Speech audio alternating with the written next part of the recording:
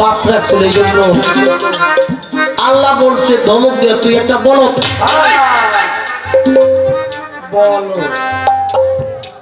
সে শরীয়তের একটা কারণ কিনেছে, সেজন্য আল্লাহ তাকে ধমক দিয়ে বলছে তুমি একটা বলদ।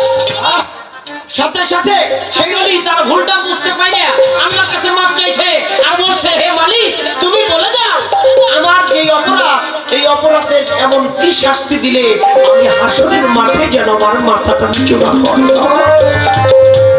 আমার মাথাটা নিচু হলে তো তোমারও মাথাটা নিচু হয়ে যাবে। বলছে তুই যতদিন এই পৃথিবীতে বেঁচে থাকবি অতদিন গলার মধ্যে একটা সাইনবোর্ড লাগাই রাখবি আমি বলদ, আমি বলদ, আমি বলদ।